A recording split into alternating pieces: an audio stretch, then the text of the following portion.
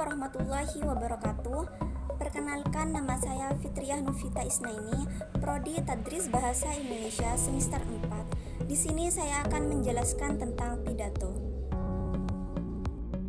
Oke, di sini saya akan menjelaskan tentang pengertian pidato.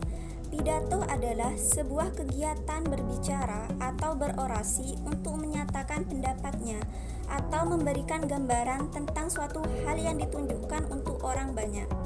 Biasanya, pidato dibawakan oleh seseorang yang memberikan orasi-orasi dan pernyataan tentang suatu hal atau peristiwa yang penting dan patut dibicarakan. Ciri-ciri pidato yang baik dibagi menjadi 6. Yang pertama, tujuan pidatonya jelas. Tujuan tersebut bisa bersifat mengajak, memberitahu atau menginformasikan berbagai hal. Contohnya, yaitu pidato yang ditunjukkan untuk menyadarkan serta mengajak masyarakat untuk selalu menerapkan gaya hidup yang bersih dan sehat. Yang kedua, isi pidato memuat kebenaran. Pidato dilakukan di depan orang lain atau di depan umum, maka dari itu penting untuk menyusun isi pidato berdasarkan kebenaran, seperti menyampaikan data dan informasi fakta. Contohnya, jika berpidato tentang gaya hidup sehat, bisa diberi data penting yang bersumber dari hasil penelitian. Yang ketiga, pidato disampaikan dengan jelas dan menarik. Pidato harus disampaikan dengan cara yang jelas dan menarik agar pendengarnya bisa tetap fokus dan lebih mudah memahami isi teks pidato. Contohnya, dengan menggunakan bahasa yang mudah dimengerti dan tidak bertele-tele. Yang keempat, intonasi, artikulasi, serta volume harus jelas. Dalam penyampaian pidato, penggunaan bahasa sangat penting. Namun, hal ini harus diikuti dengan intonasi, artikulasi, serta volume yang jelas.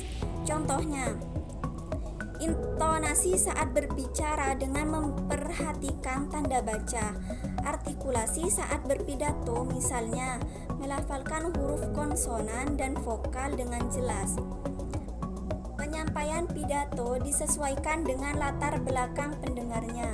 Latar belakang pendengarnya harus diketahui terlebih dahulu sebelum berpidato. Hal ini diperlukan untuk menentukan penggunaan bahasa, tujuan, tema pidato, serta gaya penyampaian. Contohnya, jika berpidato di depan anak-anak, gaya penyampaiannya harus lebih ceria serta bahasanya harus lebih mudah dimengerti. Sedangkan jika berpidato di depan orang dewasa, maka gaya penyampaiannya lebih formal dan menggunakan bahasa baku. Yang terakhir yaitu suasana efektif saat berpidato. Saat berpidato, suasana efektif sebisa mungkin harus diciptakan. Contohnya, tema pidato dengan ajakan memberantas korupsi, maka orator atau orang yang berpidato harus menyampaikannya dengan menggebu-gebu agar pendengarnya juga ikut bersemangat. Jenis-jenis pidato dibagi menjadi 4. Yang pertama, pidato impromptu. Pidato impromptu merupakan jenis pidato yang dilakukan secara tiba-tiba, spontan, tanpa persiapan sebelumnya. Yang kedua, pidato manuskrip. Pidato manuskrip merupakan teks pidato dengan menggunakan naskah, di mana juru pidato membacakan naskah pidato yang telah dipersiapkan dari awal sampai akhir. Istilahnya kita menyebutkan membaca pidato, bukan menyampaikan pidato.